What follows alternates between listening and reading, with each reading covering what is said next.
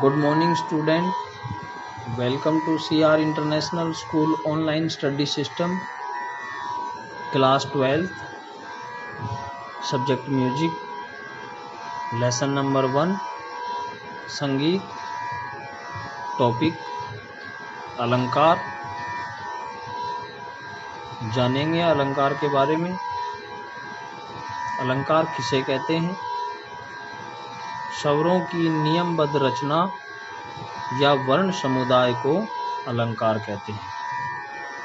अलंकार का अर्थ है आभूषण। आई थिंक आपने 9th स्टैंडर्ड में पढ़ा होगा हिंदी में अलंकार के बारे में।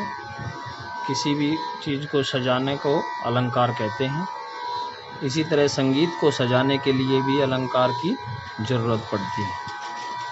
अलंकार को पलटा भी कहते हैं। अलंकार से अभ्यास करने से कंठ मधुर हो जाता है तथा गीत की रचना करने में सहायता मिलती है। अभिनव राग मंजरी ग्रंथ के अनुसार शशिना रहिते निशा विजलेव नदी लता विपुष्पेव अभिभूषिते कांता गीति अलंकार हीना स्याद। अर्थात जैसे चंद्रमा के बिना रात्रि, जल के बिना नदी, फूलों के बिना लता और आभूषण के बिना स्त्री शोभा नहीं पाती, उसी प्रकार अलंकार बिना गीत भी शोभा नहीं पाते। अलंकार की 2 कड़ियाँ होती हैं, आरोह और अवरोह। स्वरों के चढ़ते हुए क्रम को आरोह कहते हैं, जैसे सा रे गा मा पा धा नी सा।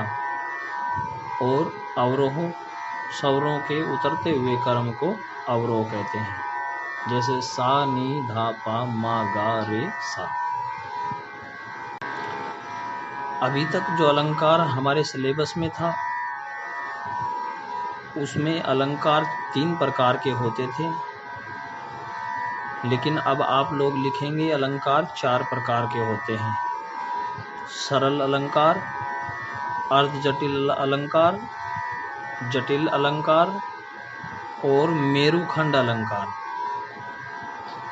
आप लोगों ने ये नाम पहले नहीं सुना होगा, मेरुखंड अलंकार। मेरुखंड अलंकार के बारे में बताते हैं कुछ। एक घराना है संगीत का, भिंडी बाजार घराना। मेरुखंड, मेरु जिस तरह से रीढ़ की हड्डी को मेरु कहते हैं, इसी तरह संगीत में भी छोटी छोटी कड़ियों को अपने हिसाब से व्यवस्थित करना, अपने हिसाब से खंड बनाना, उसे मेरुखंड कहते हैं। जैसे हम किसी अलंकार, किसी स्वरों का अगर पलटा कर रहे हैं, अलंकार कर रहे हैं, जैसे सा रे गा सा, गा सा रे